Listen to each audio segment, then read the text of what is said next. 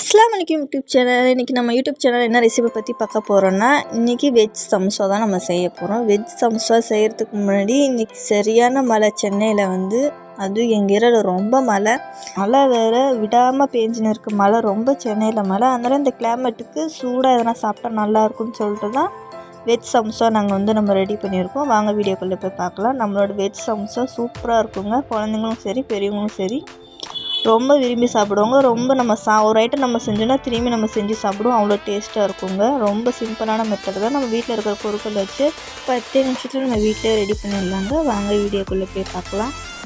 நான் முதல்ல ஒரு கடாய் எடுத்துக்கிறேன். தேவையான அளவுக்கு 3 ஸ்பூன் எண்ணெய் இதில் சேர்த்துக்கிறேன். எண்ணெய் நம்ம சேர்த்ததுக்கப்புறம் எண்ணெய் நல்லா சூடாகணும். எதுக்கு நம்ம எண்ணெய் சூடு பண்ணுறோன்னா, நம்மளோட சமோசா நல்லா கிறிஸ்பியாக வரணும்னா அதுக்கு நம்ம மைதா மாவு தான் இப்போ பசைய போகிறோம். அதனால தான் இப்போ 3 ஸ்பூன் தேவையான அளவுக்கு நான் எண்ணெயை சூடு பண்ணிக்கிறேன். இப்போ நம்மளோட எண்ணெய் நல்லா சூடாயிருச்சு. இப்போ 1/2 கிலோ நான் மைதா மாவு பாக்கெட் எடுத்துக்கிட்டேன். இங்கே பாருங்கள், 1/4 கிலோ பாக்கெட் 2 பாக்கெட் எடுத்துக்கிட்டேன். நீங்கள் கடையில் மைதா மாவு பாக்கெட் கேட்டாலே கொடுத்துருவாங்க உங்களுக்கு. இப்போ தேவையான அளவுக்கு நான் சால்ட் சேர்த்துக்கிறேன். சால்ட் இதில் சேர்த்து நல்லா பிணைஞ்சிக்கோங்க இந்த மாதிரி. அப்போ தேவையான அளவுக்கு எண்ணெய் நான் ஹீட் பண்ணி வச்சுருந்தேன் பார்த்திங்கன்னா 3 ஸ்பூன் எண்ணெய். அதை இதில் சேர்த்து நல்லா மிக்ஸ் பண்ணணும். மிக்ஸ் பண்ணி இங்கே பாருங்கள் நல்லா இந்த மாதிரி கட்டி பதத்துக்கு வரணும். இந்த மாதிரி கட்டி பதத்துக்கு வந்தால் தான் நம்மளோட மாவு நல்லா ரெடி ஆயிடுச்சுன்னு அர்த்தம். அப்போ தான் நம்மளோட சமோசா கிறிஸ்பியாக வரும். கொஞ்சம் கொஞ்சமாக தண்ணி ஊற்றி நல்லா மைதா மாவு இந்த மாதிரி பதத்துக்கு நம்ம பிணைஞ்சி இது மாதிரி மூடி வச்சுருங்க 10 நிமிஷத்துக்கு. இப்போ நான் தேவையான அளவுக்கு இப்போ மசாலாவுக்கு நான் ரெடி பண்ணுறேன். இப்போ தேவையான அளவுக்கு மசாலாவுக்கு நான் எண்ணெய் சேர்த்துக்கிறேன். ஒரு 3 ஸ்பூன் எண்ணெய் இதில் சேர்த்துக்கிறேன். இங்கே பாருங்கள், இப்போ மசாலா நான் ரெடி பண்ணி வச்சுருக்கேன். பாருங்கள், நான் வேக வச்சு உருளைக்கிழங்கு நான் ஒரு 1/2 கிலோ உருளைக்கிழங்கு வேக வச்சுருக்கிறேன். இப்போ கேரட்டு, பீன்ஸு, குடமிளகா, வெங்காயம் இதெல்லாம் நான் பொடிசாக கட் பண்ணி வச்சுருக்கேன். கொத்தமல்லி கட் பண்ணி வச்சுருக்கிறேன். இப்போ முதல்ல நம்ம வெங்காயம் சேர்த்துக்கலாம். எண்ணெய் ஹீட் ஆயிடுச்சு. இப்போ ரெண்டாவது பீன்ஸு, கேரட்டு நான் இதில் சேர்த்துக்கிறேன். இதை நல்லா வதக்கிக்கோங்க. நல்லா வதங்கணும். இப்போ குடமிளகா சேர்த்துக்கிறேன். அதில் நல்லா வதங்கணும், பச்சை வடை போகிற அளவுக்கு. இப்போ தேவையான அளவுக்கு மஞ்சள்தூள் இதில் சேர்த்துக்கலாம். இப்போ தேவையான அளவுக்கு கரம் மசாலா கொஞ்சோண்டு இதில் சேர்த்துக்கலாம். இப்போ நெக்ஸ்ட்டு மிளகாத்தூள் தேவையான அளவுக்கு, நான் காரத்துக்கு தேவையான அளவுக்கு 2 ஸ்பூன் மிளகாத்தூள் சேர்த்துக்கிறேன். நல்லா வதக்கிக்கோங்க. நல்லா பச்சை வடை போகிற அளவுக்கு நல்லா இந்த ஸ்டேஜுக்கு வதக்கிக்கோங்க. இப்போ தேவையான அளவுக்கு நான் இதில் இஞ்சி பூண்டு சேர்த்துக்கிறேன். 1 ஸ்பூன் இஞ்சி பூண்டு தான் நான் சேர்த்துருக்கேன். இப்போ பச்சை வடை போகிற அளவுக்கு நல்லா வதக்கிக்கலாம். பாருங்கள், இந்த மாதிரி நல்லா வதக்கணும். நல்லா பச்சை வடை போகணும். இப்போ இந்த ஸ்டேஜில் நான் சால்ட்டு சேர்த்துக்கிறேன். தேவையான அளவுக்கு சால்ட்டு. இந்த மாதிரி நல்லா வதக்குங்க. அப்போ தான் பச்சை வடை போகும். அப்போ தான் நம்மளோட மசாலா சமோசாவோட மசாலா சூப்பராக இருக்கும்.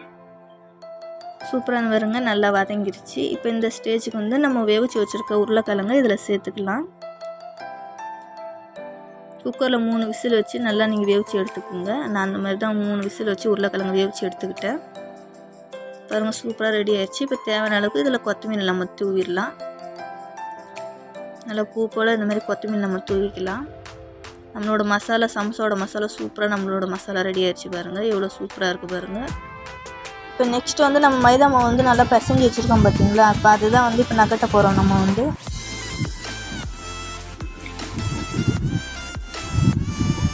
இப்போ சப்பாத்தி எந்த பதத்துக்கு நம்ம உருண்டை பிடிச்சி வச்சுருக்கோமோ அதே உருண்டை ஷேப் தான் நான் இப்போ பிடிச்சி வச்சுருக்கிறேன்.